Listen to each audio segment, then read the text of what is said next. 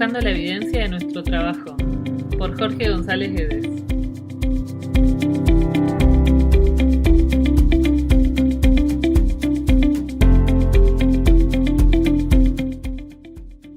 Un elevado nivel de ansiedad antes de la competición puede deteriorar el rendimiento deportivo.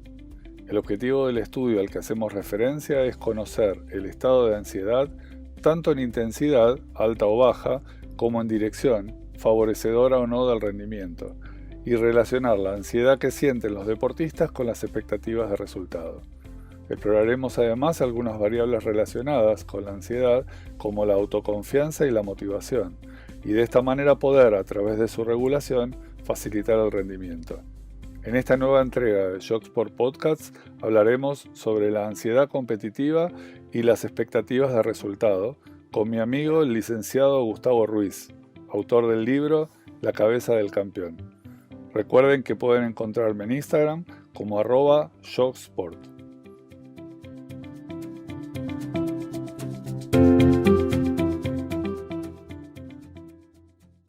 Bueno, hola Gustavo, ¿cómo va? Hola Jorge, ¿cómo estás? Bueno, un placer estar acá con vos, la invitación, un honor para mí. Bueno, espero estar a la altura de lo que vamos a charlar, que es un tema a mi criterio muy interesante como para que la gente pueda entender un poquitito más a fondo el tema de la ansiedad. Yo creo que es muy importante plantear, hacer y mostrar la interdisciplina, por decirlo de alguna manera, y creo que aparte de esto, bueno, yo tengo muy buena relación con vos, te he visto trabajar y me gusta un poco la dinámica, con lo cual la dinámica del podcast era tener algo de excusa para hablar y la excusa creo que es perfecta porque es un tema que nos dispara a todos distintas problemáticas. Y el título del estudio que me pasaste me pareció muy piola, que es Intensidad y dirección de la ansiedad competitiva y las expectativas de resultado en atletas y nadadores, que este es un estudio de Amparo Pozo Calvo, de la Universidad Autónoma de Barcelona. En esencia, ¿cuál es el objetivo del estudio? Bien, para ir directo al grano, el objetivo de este estudio es conocer el estado de ansiedad, tanto en su intensidad, puede ser alta o baja, como en su dirección, que es un sentido más favorecedor o no favorecedor del rendimiento. Esto es interesante para ir desarrollándolo después, en una muestra de deportistas que se realizó y relacionar esa ansiedad que sienten los deportistas con las expectativas de resultado, con lo que ellos esperan obtener como resultado. Eso es básicamente el centro del estudio, que igual como vos decías, termina siendo una excusa también como para meternos en esta cuestión de la ansiedad, una variable que a mi criterio tiene que seguir siendo estudiada. Le cuento a la gente también que hay en psicología del deporte, por lo menos es lo que yo veo, dos grandes variables en donde uno se centra. Una es el manejo de la presión, o sea que el deportista pueda llegar a su máximo potencial bajo presión, y el otro es el manejo y el control de la ansiedad. Algunos creen que hay que trabajar sobre el tema de la presión y otros sobre el tema de la ansiedad. Creo que sobre el tema de la presión ya uno trabaja básicamente porque está dentro del trabajo que tiene el psicólogo del deporte, de trabajar con las habilidades mentales, ¿sí? Y de esa manera lograr la fortaleza mental. Entonces, desde ese lugar, uno podría actuar bajo presión y sacar su máximo potencial. Y la ansiedad, que está vista desde un lugar o que tiene quizás alguna mala fama en algún punto, me parece un tema interesante porque, como decía el estudio, lo que se va a tratar de ver es si es favorecedora o no, ¿sí?, del rendimiento, que va a depender de cada deportista.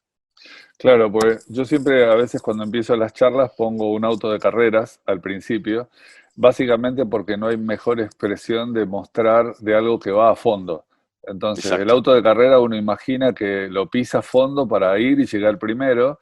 Entonces, si yo tengo que llegar primero, obviamente tengo que ir a la máxima potencialidad de ese auto. Ahora, eso puede ser un problema porque obviamente el rendimiento no tiene que ver con la durabilidad. Entonces, en la ansiedad, ¿cuál es la relación estricta con el rendimiento o cómo ves esa relación? Bien, primero por ahí sería interesante que la gente por ahí sepa una definición general de ansiedad, ¿sí? Que es un estado Sí, emocional que incluye sensaciones de nerviosismo, preocupación y aprensión, y que está relacionada con la activación del organismo, ¿sí? Por eso después esa ansiedad se divide en componentes, ¿sí? Un componente cognitivo, ¿sí? Que es el de preocupación y nerviosismo, y un componente que tiene más que ver con lo fisiológico, o ansiedad somática, ¿sí? Que constituye el grado de activación física percibida, o sea, que el propio atleta percibe de sí mismo, ¿sí? Y yendo a partir de ahí a esa relación con el rendimiento, obviamente que es conocido que por los deportistas, que un elemento importante es el nivel de ansiedad, sobre todo que se produce antes de una competición y que puede deteriorar el rendimiento deportivo si esa ansiedad no es reconocida por el deportista en primero, ¿sí? Aceptada de alguna manera, que sepa que está pasando o que tiene algún tipo de sintomatología de ansiedad, sea fisiológica o cognitiva, y que a partir de ahí vea o pueda, ¿sí? Utilizar esa ansiedad como favorecedora del rendimiento o no. Los resultados de las investigaciones que se realizan de campo en la psicología del deporte acreditan esto, ¿no? Que ante una mayor ansiedad, por supuesto que el rendimiento deportivo disminuye, ¿sí? La relación que hay entre ansiedad y rendimiento realmente es muy compleja. Durante varios años nosotros nos hemos posicionado sobre el modelo de Sherkin y Donson de activación, que es el modelo de la U invertida, ¿sí? En sí, donde cuando vos llegabas al pico máximo, tenías el rendimiento máximo, y cuando pasabas ese pico, el rendimiento de alguna manera disminuía, ¿sí? Entonces, desde ese lugar, ¿sí? Según este modelo, el aumento del nivel de activación va a estar acompañado de una mejoría del rendimiento. Pero a partir de que ese nivel de activación empiece a estar moderado, ¿sí? El rendimiento se va a ir deteriorando de alguna manera. claro. Y en esto indudablemente juega un rol muy importante la autoconfianza, ¿no? En relación con esa ansiedad que explicabas. Sí, en realidad ahí es donde se empieza como a generar ciertos componentes dentro de la ansiedad, un poco sobre todo la ansiedad precompetitiva, ¿so? ¿Sí? Entonces, la psicología del deporte ha estado especialmente interesada en tratar de comprender estas relaciones entre estos componentes de la ansiedad y el rendimiento, ¿sí? Lo que hizo fue tratar de comprenderlos desde una perspectiva multidimensional, ¿sí? Entonces, en realidad lo dividía como en tres dimensiones. Desglosaba la ansiedad precompetitiva en una reacción cognitiva, ¿sí? Que es el componente, para que la gente entienda, la reacción cognitiva sería como el componente mental de la ansiedad, y está causado por las expectativas negativas sobre el éxito, o sea, aquello que yo espero no ganar o tengo miedo a perder, o por la autoevaluación negativa de mi propio rendimiento. Es decir, yo creo que no voy a tener, ¿sí? Las condiciones o mis habilidades no van a estar a la altura para poder tener éxito. Y también una reacción fisiológica, el segundo componente, o somática, que son los elementos afectivos y fisiológicos de la experiencia de ansiedad derivados directamente de la activación autonómica, ¿sí? Ahí, digamos, la ansiedad impacta fuerte en el cuerpo, ¿sí? Desde la sudoración, ganas de orinar, dolores de cabeza, es decir, hay una serie de signos y síntomas que se producen en el cuerpo a partir de una ansiedad elevada y no controlada. Y acá un poco entra en juego el tercer componente, que es esto que vos decías de la autoconfianza, dentro de esta teoría multidimensional, que en realidad no es una medida directa de la ansiedad, la autoconfianza, pero su ausencia, o sea, no tener confianza, sugiere que el deportista puede experimentar ansiedad cognitiva, o sea, preocupación y nerviosismo como la definimos antes. Por eso la confianza es muy importante. Acá dentro de lo que en cierta manera organizamos para tener un orden en cuanto a lo que hablamos, planteamos algunos interrogantes, algunas preguntas, pero de esto que vos me decís me surge el tema de Indudablemente esta ansiedad precompetitiva y esta autoconfianza, como explicás, tiene que ver con la expectativa de resultado. Ahora, en lo que yo entendía de la psicología en su momento, uno a veces entendía herramientas, técnicas de relajación, técnicas de concentración y demás.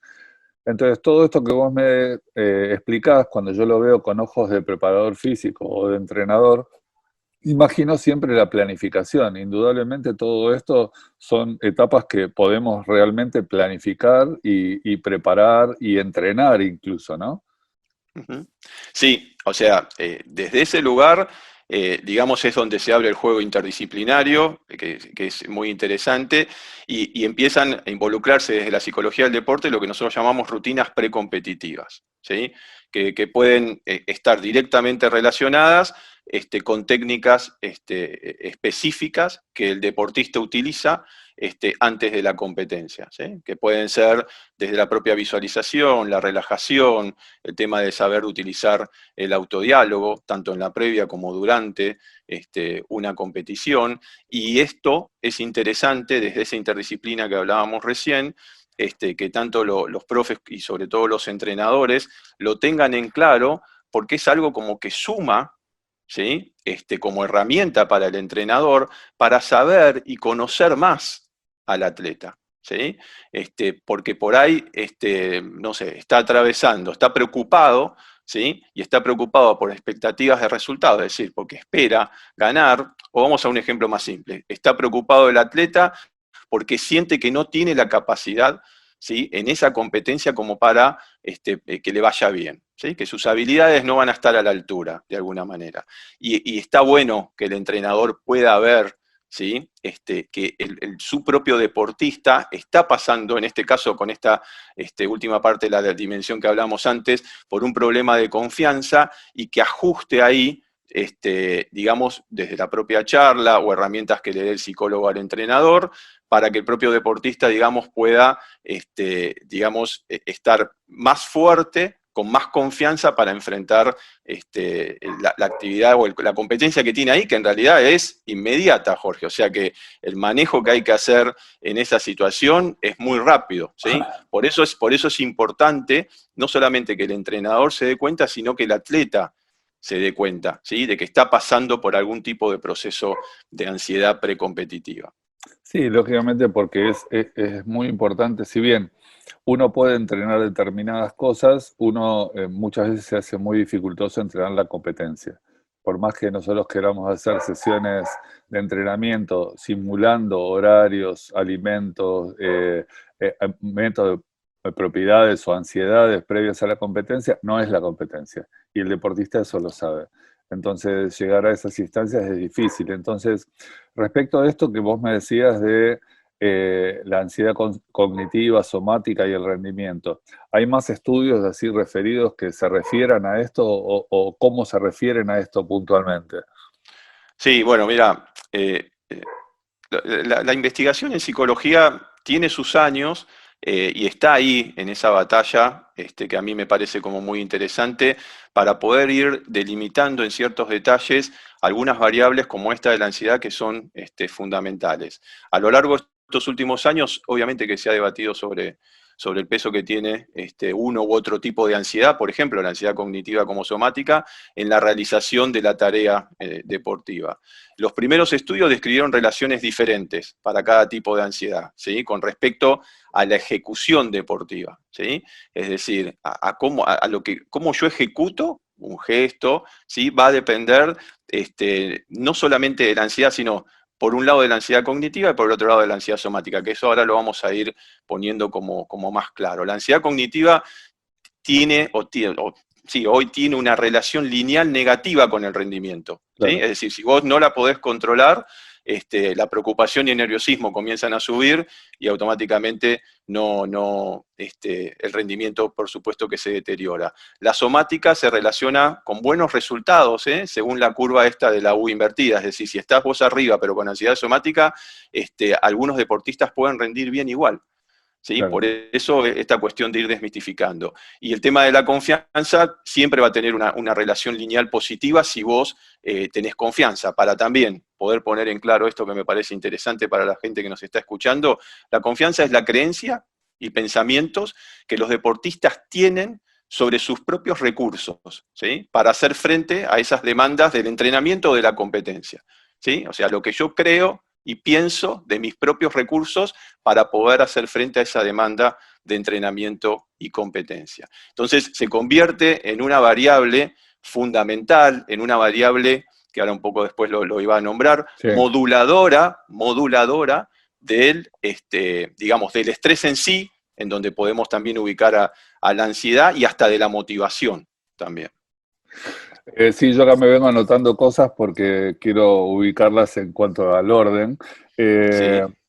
Pero una de las cosas que primero surgen y que veníamos dentro de lo que habíamos hablado es la ansiedad siempre ha sido interpretada como un factor negativo en el rendimiento.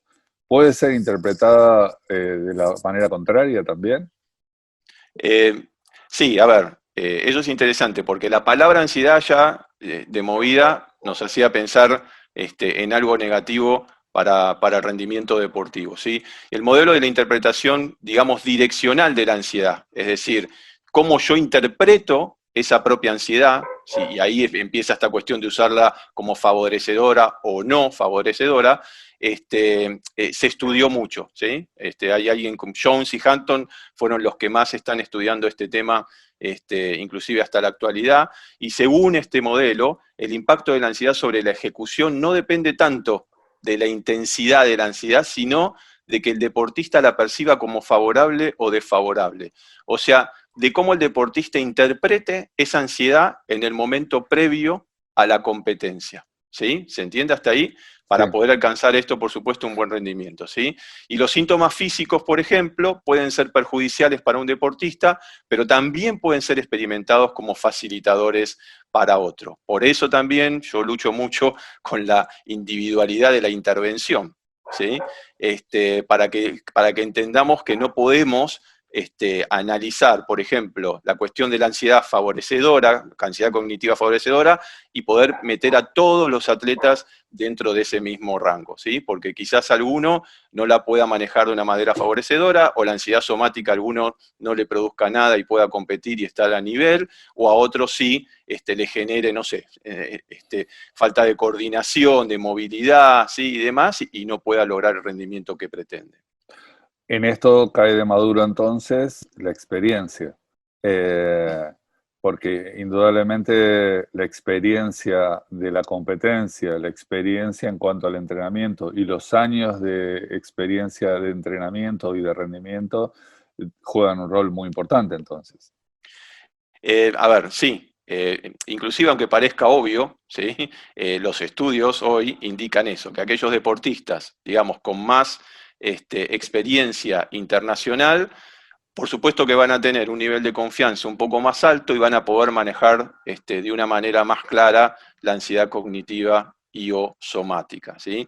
Y aquellos que tengan un nivel, digamos, nacional, ¿sí? Por ponerlo, por poner un parámetro de alguna manera, es como que les va a costar. También por eso es interesante poder ver esto en perspectiva y saber cómo tenemos que trabajar con los chicos, ¿sí? ¿Qué le vamos a ir poniendo en la cabeza con respecto a la cuestión competitiva, a las expectativas de resultado? ¿Sí? Si ahí por ahí nos disparamos situaciones de ansiedad que uno por ahí en ese momento no observa y un adolescente lo único que piensa cuando va a competir es en ganar, cuando por ahí en ese proceso, si bien tiene que salir a ganar, tiene que competir, pero tiene que estar más enfocado en sí mismo, en lo que tiene que hacer, en conocerse. Entonces, esto, digamos, facilitaría a que cuando lleguen a esos niveles internacionales, aquellos atletas que tengan esa posibilidad, tengan aún un mejor manejo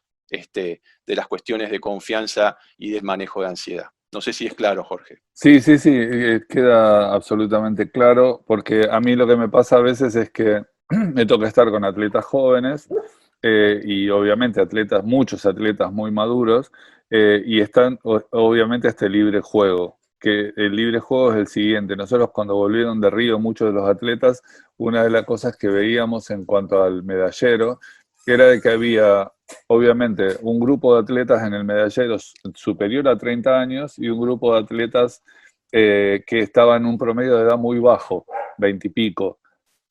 Que había como un spread de 10 años que era, hubo una charla muy interesante con un grupo de entrenadores de por qué creíamos que se daba esto. Y lo que decíamos era, obviamente, teníamos el grupo de mayores de 30 que habían sido sometidos a todo tipo de entrenamiento, era un grupo de sobrevivientes y obviamente atletas de mucho nivel, pero que veían el entrenamiento desde otra óptica.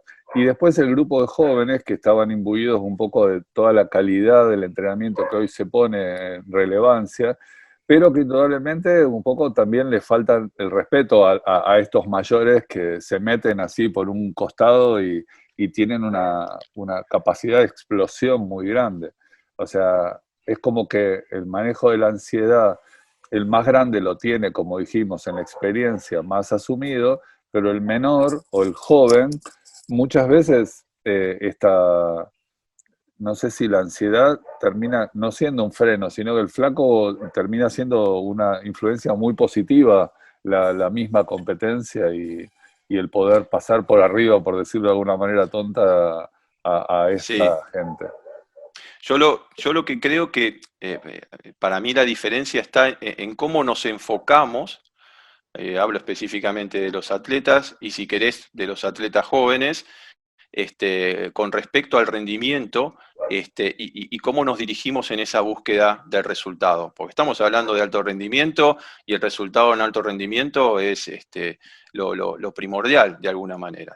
¿Sí? Por eso esos autores que yo antes te mencionaba sostenían que las personas, esto es interesante para mí, ¿no? Que se sienten capaces de obtener un buen rendimiento y confían en completar, ¿sí? Su performance, responden a la ansiedad con un enfoque dirigido a la tarea. ¿Sí? Esto es Claro, interesante, ¿sí? Mantener un foco dirigido a la tarea. Esta es mi manera de trabajar, Jorge, sobre todo con todos, ¿no? Pero sobre todo con los más chicos, ¿sí? Aquellos que responden a la ansiedad con un enfoque dirigido a la tarea, se esfuerzan más, persisten más para mejorar y obtener un elevado rendimiento. Y, obviamente, por el contrario, los que no confían en ser capaces de hacer bien una tarea, ahí entra el tema de la confianza, y que tienen expectativas negativas, experimentan la ansiedad como más perjudicial. ¿Sí? Entonces enfocan la preocupación hacia ellos mismos en vez de preocuparse por la tarea. ¿Se entiende? Es como que se claro, sienten que esas habilidades, ¿sí? No saben si las van a poder utilizar o las van a utilizar como corresponde, y entonces obviamente se apartan del trabajo que tienen que hacer. ¿Sí? Por eso yo claro, planteo esta cuestión del foco en la acción. Eso es claro. clave. Ahí estaba la pelota mojada, tenía frío, ese tipo de cosas que al fin y al cabo no tenía que ver con la tarea específica. Sí, exacto, empieza lo que nosotros llamamos como un locus de control externo, ¿no? Hay cuestiones más externas que hacen que yo sienta que mis habilidades no van a estar a la altura, un poco lo que decía antes, ¿no? La demanda del entrenamiento o la competencia específicamente hace que yo sienta que mis habilidades no van a estar a esa altura, cuando en realidad lo que hay que buscar es un locus de control más interno, ¿sí? De poder reconocer lo que me pasa y saber dónde poner el foco. Creo que un poco la clave, Jorge, también esto me parece interesante, es alinear el pensamiento y la acción. Que Claro, lo que yo esté haciendo, que mi pensamiento esté enfocado en lo que yo esté haciendo. Uno, es imposible no pensar, si bien hay cuestiones que salen automáticas, ¿sí? Pero si nosotros podemos, si nos damos cuenta que estamos haciendo algo y pensando en otra cosa, ¿sí? Ayer, no sé si resulta interesante, un deportista me decía, ¿sí? Me pasa que cuando no me siento con confianza y veo que algún rival está andando mejor, automáticamente mi cabeza dice, bueno, yo tengo que hacer algo, y empiezo como a empeorarla cada vez más, me decía. Claro, porque claro, ya él está en la acción propiamente dicha, pero pensando en que tiene que hacer algo y se va de la tarea propiamente dicha. ¿Se entiende? claro, claro, claro, claro. Sí, sí, o mismo en deportistas por ahí no tan de elite y que se debe pasar mucho más, indudablemente por lo que acabas de explicar, eh, concentrarse en el objetivo en vez de en la tarea, ¿no? Eso Eh, suele ser a veces un problema, que eso por decirlo de alguna manera simple, los chicos concentrarse en hacer el gol cuando en realidad faltan un montón de pautas hasta llegar al gol. Exacto. Bueno, yo considero que eso se entrena, ¿sí? Claro, Es decir, ¿cómo lo entrenamos? Poniendo objetivos de tarea diarios, aunque suene muy simplista, ¿sí? Que la planificación de hoy física, ¿qué puedo mejorar? ¿Sí? Aunque claro. sea un objetivo chiquitito, la planificación técnica, táctica, la psicológica. Y no solo hablamos de mejoras en cuanto a debilidades, Jorge, Claro. sino también en fortaleza. O sea, este es mi fuerte. Bueno, ¿me puedo hacer más fuerte? Porque ahí vos buscás también maestría en algún punto. ¿Se Hay, entiende? hay una, como un enfoque, hubo todo un momento del entrenamiento en donde decíamos, bueno, hacemos evaluaciones, detectamos fortalezas, debilidades, trabajamos sobre las debilidades. Y esto que decís es muy importante porque al fin y al cabo, si vos descuidás una fortaleza, esa fortaleza puede transformarse en una debilidad también. No es algo Eh, que en el cuerpo humano está consolidado. Exactamente, exactamente. Por eso hablaba al principio, a ver, esa fortaleza, ¿no? La completan casi todas las habilidades psicológicas, ¿sí? Y uno no puede, digamos, ignorar, ¿sí? Esa fortaleza. Cuando hablo de uno, hablo del entrenador, sobre todo del propio atleta, ¿sí? Porque por ahí puede hasta terminar incurriendo, si bien hay otros factores que generan la falsa confianza, pero en una relajación, ¿no? Bueno, sí, yo esto lo hago fácil. Se me ha pasado a mí, ¿sí? Que atletas me dicen, bueno, hoy me tocó, ¿sí? Lo que a mí más me sale, ¿sí? Lo que es más mi fuerte. Y después va y no lo puede realizar, ¿sí? Porque ese fuerte de alguna manera o no lo trabaja o lo hace de una manera relajada pensando, ¿sí? Que lo va a realizar bien. Y en el deporte de élite, en ese criterio uno no se puede relajar. Tiene que estar metido hasta el más mínimo detalle en todos los aspectos. Este tipo de cosas obviamente también están reflejados en esos estudios que vos mencionabas, ¿no? Sí, a ver, Como para ver ahí en qué pueden encontrar alguno que esté leyendo y quiere incursionar un poco más. Indudablemente sí, vos mencionaste un par de autores también.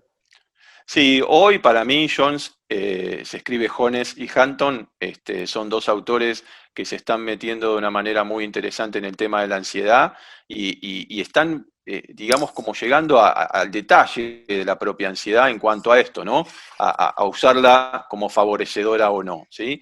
Las investigaciones hoy que se llevan a cabo para avalar empíricamente estas propuestas confirman algunos aspectos de este modelo, ¿no? De lo que veníamos hablando recién. Ahí me voy a poner un poquitito más por ahí, más técnico, pero los resultados Sí. correlacionales sugieren que las subescalas de dirección de la ansiedad cognitiva, es decir, la dirección, tiene que ver con si utilizo, cómo interpreto yo, ¿sí? Lo que me está pasando. O sea, las subescalas de dirección de la ansiedad cognitiva y la somática se relacionan con las expectativas de los deportistas, ¿sí? Es decir, con lo que yo espero de mí, ¿sí? Voy a alterar la ansiedad cognitiva y la ansiedad somática. ¿Se entiende hasta ahí? Sí. Mientras que la autoconfianza se relaciona positivamente con el rendimiento, una cuestión obvia, tanto en la escala de intensidad de la ansiedad, es decir, aunque sea baja o alta, como de dirección. Es como que si vos tenés autoconfianza, como decía antes, como variable moduladora, si hay un estado de ansiedad, pero la confianza es fuerte, en algún punto, digamos, no influye esa ansiedad en el rendimiento.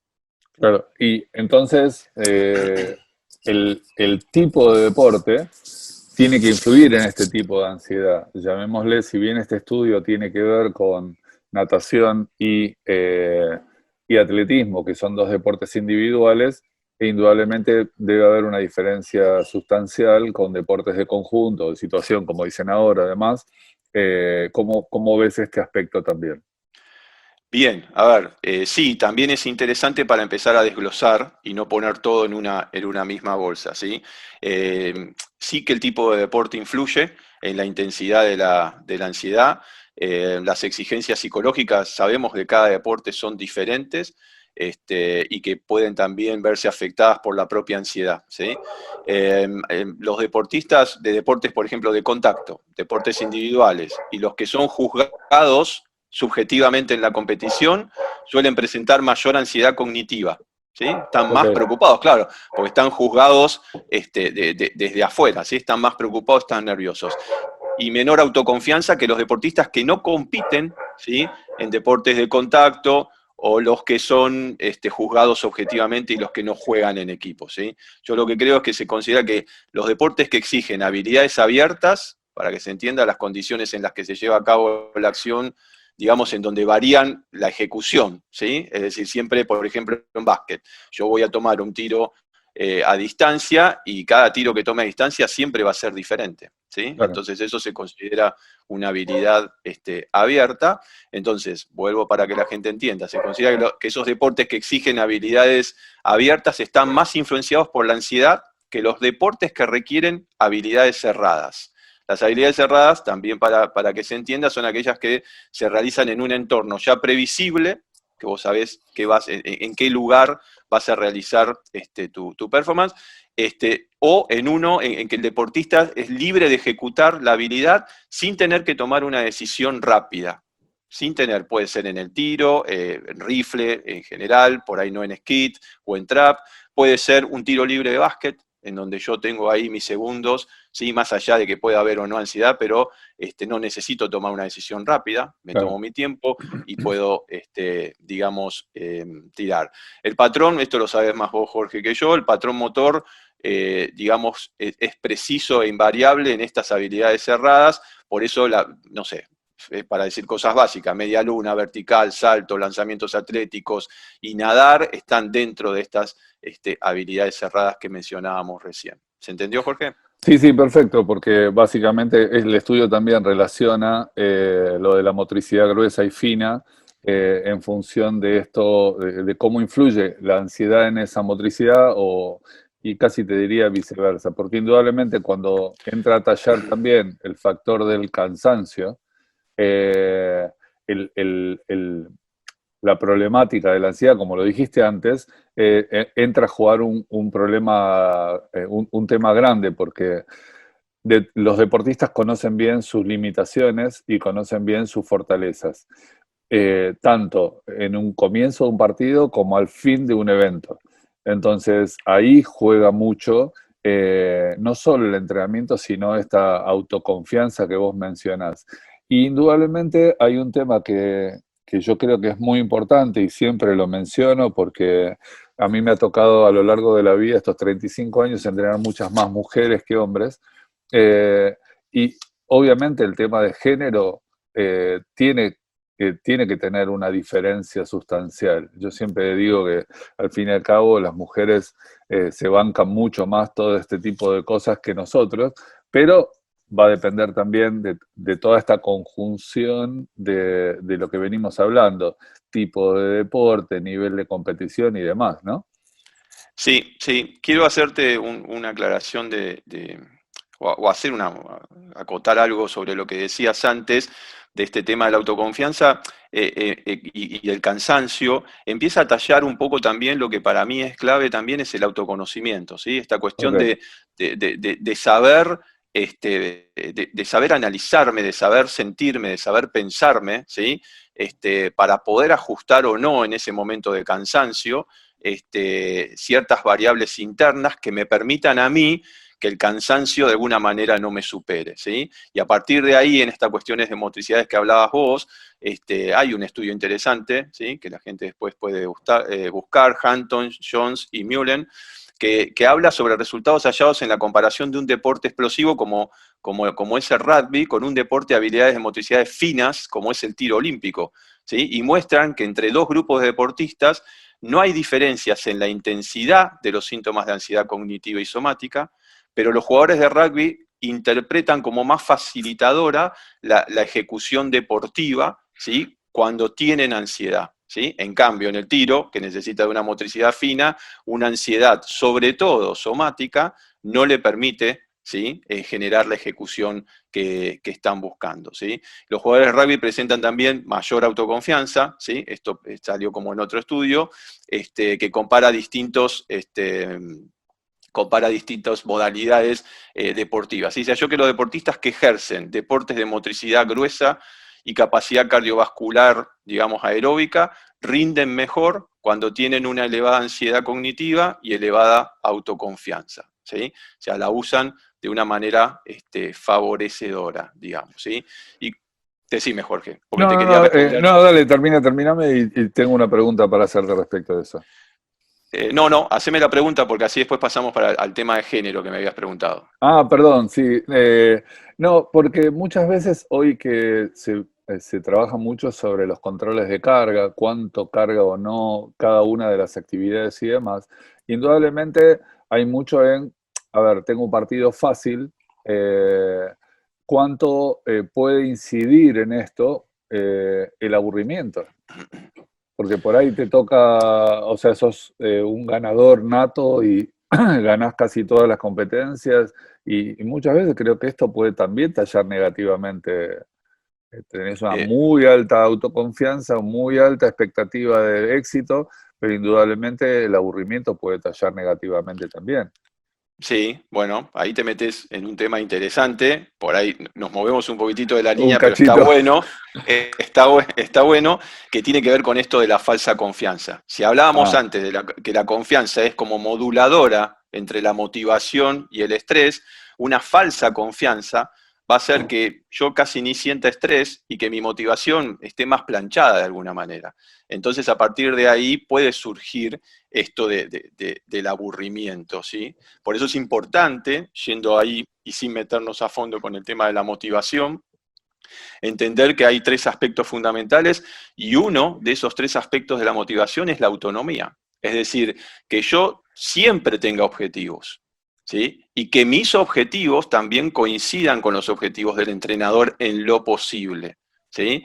Porque si yo, digamos, trabajo sobre el objetivo del entrenador y no lo siento mi objetivo, la motivación mía no va a ser la adecuada. Entonces, dentro de este aburrimiento, ¿sí? Que puede estar dado, como vos decís, probablemente por por una falsa confianza o por una relajación, ¿sí? De alguna manera, en su rendimiento. Si viene bien, ahí hay que poner el punto en la motivación y ajustar los objetivos. Esa es mi sugerencia y mi recomendación. perfecto. Y yo te interrumpí, estábamos hablando del tema de la influencia del género en respecto de la ansiedad. Sí, a ver, eh, hay estudios, por supuesto, yo lo que estoy observando, no solamente en este paper, sino en otros que cada vez, digamos, esos estudios tienen como más, digamos, eh, más influencia con el tema de género. No hay tanta diferencia, no se ha encontrado tanta diferencia entre la ansiedad cognitiva y somática en deportistas mujeres y hombres, pero sí es interesante que se encuentra que, aunque parezca mentira, hay una ansiedad más cognitiva, ¿sí? En los hombres que en las mujeres, Ah, ¿sí? Es como que los hombres, digamos, tienen que trabajar más en esta área de manejo de preocupación y nerviosismo, en este caso previo a una competencia si hablamos de ansiedad competitiva. Eso es por lo menos lo que plantea este estudio, ¿sí?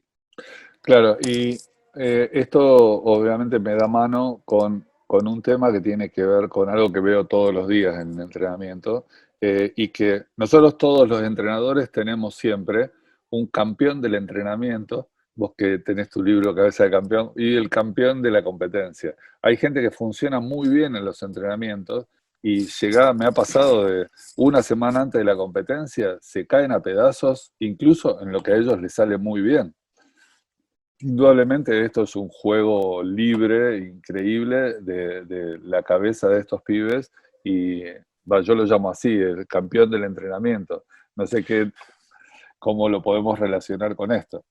Sí, sí, a ver, para mí sí tiene una relación, que es un poquitito lo que hablamos hace un rato, porque la ansiedad, digamos, si bien acá intentamos enfocarnos en esa ansiedad precompetitiva, la ansiedad se trabaja antes, ¿sí? Y uno tiene, bueno, nos tendríamos que meter porque también hay una ansiedad rasgo, una ansiedad estado. ¿Qué quiere decir esto? Hay una ansiedad que por ahí uno trae lo digo así muy, muy burdamente para que la gente entienda, una ansiedad que uno ya trae por su historia y otra que es generada por el evento específicamente. También hay que ir analizando estas cuestiones, pero sí en el entrenamiento, como vos decías antes, si bien uno no puede simular, ¿sí?, cuestiones de competencia específicamente, pero tratar de acercarse para que el atleta pueda, ¿sí?, conocerse y generar herramientas que le permitan saber qué se siente cuando está ansioso desde el lugar cognitivo, si está preocupado o no. A mí me ha pasado muchas veces que después de la competencia, que no fue buena, reconocen, ¿sí?, que tenían pensamientos, en este caso, que generaron pensamientos de preocupación, ¿sí? Entonces, ahí empezamos a trabajar en tratar de que se den cuenta antes. Y, por ejemplo, esta cuestión de poder entrenar, y ahí vuelvo, aunque parezca que no tenga relación con el objetivo de tarea, ¿sí?, en donde vos te enfocás en la acción, en lo que tiene que hacer, también nos ayuda un montón en este trabajo de control de la ansiedad, digamos, previo, y creo que a esos campeones del entrenamiento les ayudaría, como vos los mencionás, les ayudaría un montón objetivo de tarea, conocimiento de sí mismo, entender el sistema de la ansiedad y cómo usarlo de manera facilitadora para poder empezar a trasladar ese rendimiento que tiene el entrenamiento a la competencia. Sí, a mí me ha ayudado mucho. He leído hace muchos años un libro de un tal Simon Sinek que dice empezar por el porqué, y que era algo que yo innatamente hacía y que hoy lo refuerzo y tengo como sesiones con determinados detalles que yo trato de explicar, porque creo que es como que al atleta lo ayudo si tiene la llave de decir, bueno, yo esto entiendo por qué lo estoy haciendo y para qué después lo estoy haciendo, porque nos hemos convertido en campeones de qué hacer y cómo hacerlo, pero no entender para qué lo hacemos y por qué lo hacemos. Bien, Eh, a ver, es interesante, Jorge, porque te volvés a meter sin querer, pero tiene una relación directa con el tema de la motivación, ¿sí? El por claro, qué, sobre todo, tiene que ver con la motivación. Por eso, y quizás lo puedo aclarar ahora un poco mejor, hay una teoría, se llama teoría de la autodeterminación, que tiene un estudio de muchos años, que estudia la motivación humana en sí mismo, y plantea, ¿sí?, la autonomía, que es un poco lo que decía antes, tener objetivos, ¿sí?, y sentir que esos objetivos son míos. El tema de la relación, los vínculos que se van generando, ¿sí?, con el equipo deportivo, también eso ayuda un montón a sostener la motivación. Y después el tercer aspecto, que lo llaman competencia, que es sentirse competente, sentirse claro. que puede, ¿no?, que puede llegar a mejorar y a mejorar su rendimiento y a elevar en su jerarquía en cuanto a lo deportivo, ¿sí? Por eso es interesante entender que lo que influye en la activación, que es la manera en la cual yo rindo, es la motivación y, por ejemplo, el estrés. Dentro del estrés podríamos incluir la ansiedad, que es el tema que nos trae ahora, ¿sí? Y esto, aunque suene obvio, si la motivación es baja, la ansiedad o el estrés van a ser un poquito más altos, y viceversa. Si yo estoy con los objetivos claros, me siento con el equipo acompañado y siento que puedo, y ahí voy a la autoconfianza, que es la moduladora de esa motivación y el estrés, es como que la teoría lo que dice que probablemente tengas un mejor rendimiento. Claro, es como un ecualizador, va subiendo y bajando una de las perillas y eso se puede hacer desde afuera. Incluso esto me reenfoca un poco a la pregunta que seguía, que nos habíamos planteado, que es la influencia de la expectativa de resultado en la intensidad y en la dirección de la ansiedad. Sí, a ver, ahí es donde nos metemos por ahí más en el tema de más fino, digamos, con respecto a esas divisiones que se realizan en esa influencia de, como vos decías, de la ansiedad, y lo que podemos decir al respecto, dame un segundito, lo que podemos decir al respecto es, eh, nos podemos plantear, ¿sí?, específicamente que,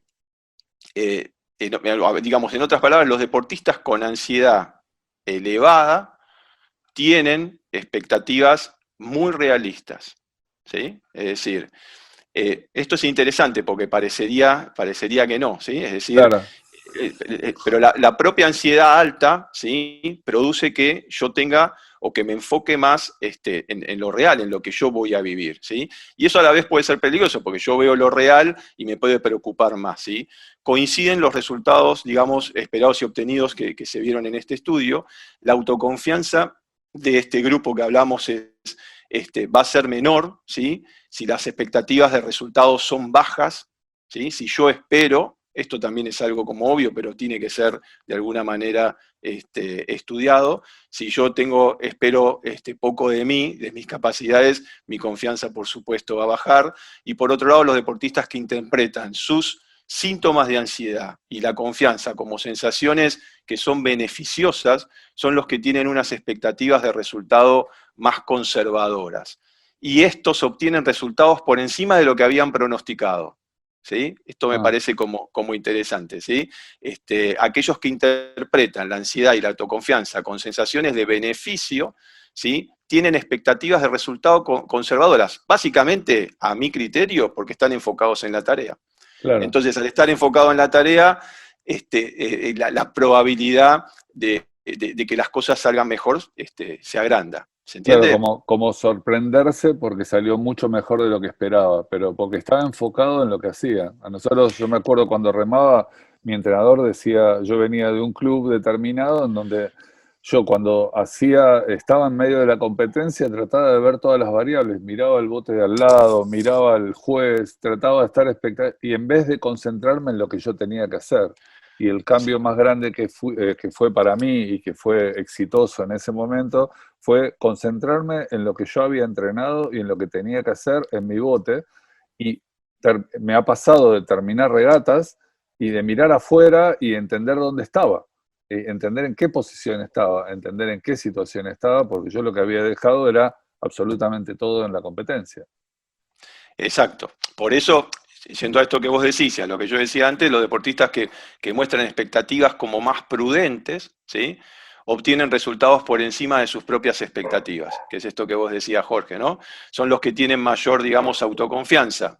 La variable autoconfianza, como decíamos antes, no tiene una relación directa con la ansiedad, si bien es moduladora, pero es clave, ¿sí? El nivel de ansiedad no se diferencia de los deportistas con expectativas excesivas, pero sin embargo perciben tanto su ansiedad como su confianza como más facilitadoras. ¿Sí? Esto de más facilitador quiero explicarlo de una manera mucho más simple, que tiene que ver con, definíamos a la ansiedad como una preocupación y nerviosismo, bueno, me preocupo, ¿sí? Me doy cuenta que tengo una ansiedad por algo que voy a vivir y yo me enfoco en ver cómo puedo resolver esa situación a partir de mis propias habilidades, a partir de lo técnico y táctico, desde qué lugar yo me enfoco para hacer más facilitadora a esa ansiedad cognitiva. ¿Se entiende?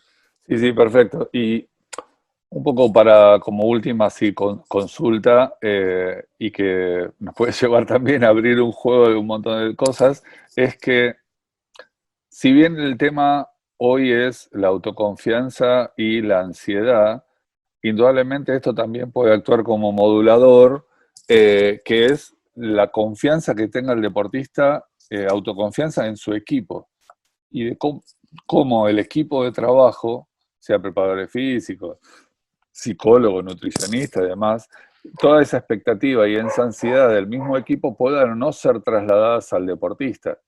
Entonces, hay un tema, creo, muy importante en eso en cuanto a la ansiedad del mismo entrenador en sí. Exactamente.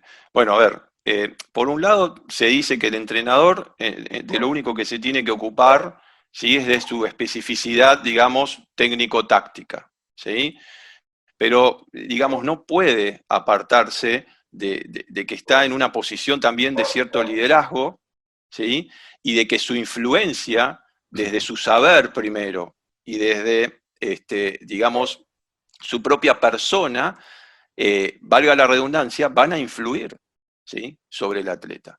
Entonces es muy importante que el entrenador también tenga esa misma mirada sobre sí mismo para poder, digamos, como poder balancear si yo tengo ansiedad y de esa manera se la estoy trasladando al deportista, ¿sí? Y cómo yo trabajo esa ansiedad, que ahí entramos en juego nosotros los psicólogos, en ese asesoramiento y en esa mirada de afuera, como para generarle una herramienta para él mismo y que después esa herramienta le sirva para aplicarla con los propios deportistas. Así que esa relación termina siendo clave, ¿sí? Porque si desde la parte de liderazgo del entrenador están las cosas como claras, la parte del deportista también tiene como claro el manejo de la ansiedad, la confianza, sus habilidades, etcétera, el rendimiento en teoría debería ser bueno y progresivamente ir mejorando.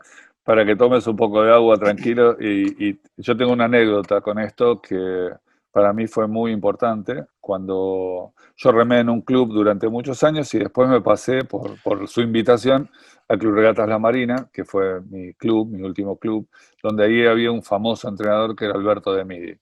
Yo venía de un club muy bueno, que la verdad que me dio mucho, pero lo máximo que había salido era segundo en una regata, en las categorías juveniles y demás. Y claro, pasar a este club, que era el más importante del país en su momento, me generaba mucha expectativa.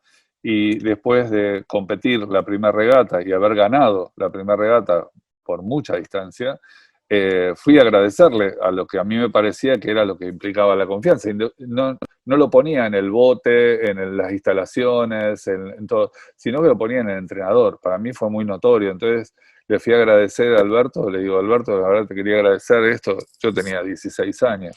Y en ese momento no entendí lo que me dijo, lo entendí muchos años después, y me dijo, mira, pibe, no, vos no tenés nada que ver con él. Yo no tengo nada que ver con esto. Vos ganaste porque tenías que ganar, punto.